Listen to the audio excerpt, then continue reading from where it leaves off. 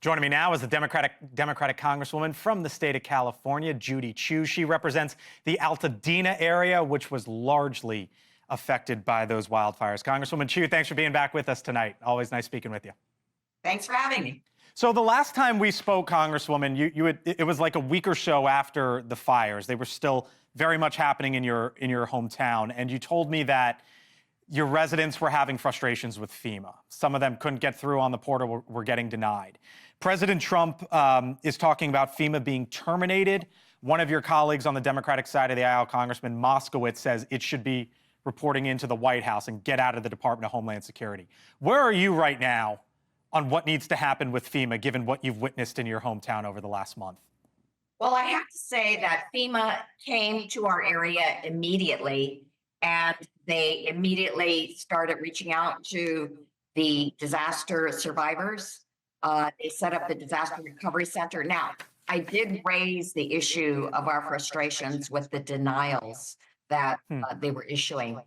And actually, what they told us is that these denials were not denials. They were denials based on not having enough information, and that the survivors still needed to continue talking to FEMA.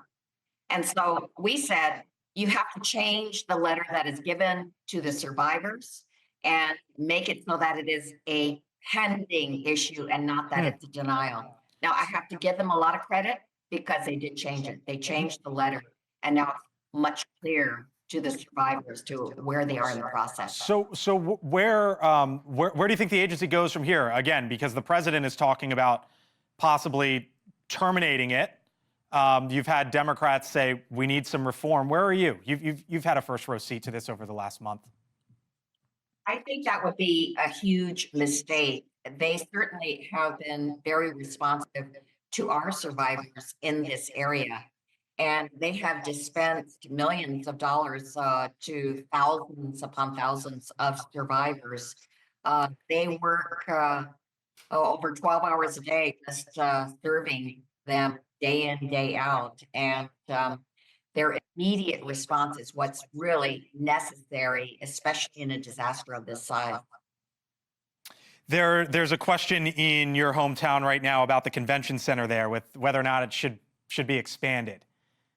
With the Olympics coming around the corner, and how much time, money, and effort should be placed on focusing on the Olympics there in 2028. Rick Caruso, who lost his mayoral race to Karen Bass, said it is unconscionable that the city is now saying they have to delay critical construction for the Olympics. What's the balance here, Congresswoman? Well, I am totally focused on making sure that our survivors are on the road to recovery and that they rebuild. Now, I do have to say that not all the areas that are involved with the Olympics are in the disaster areas.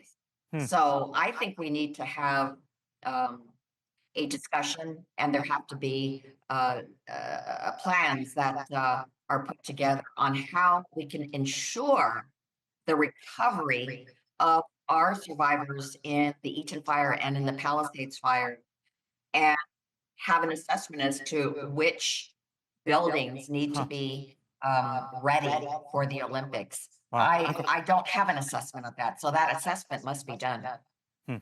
Congresswoman Judy Chu represents the Altadena area, with us once again live here on the Hill. Congresswoman, thank you. Appreciate it.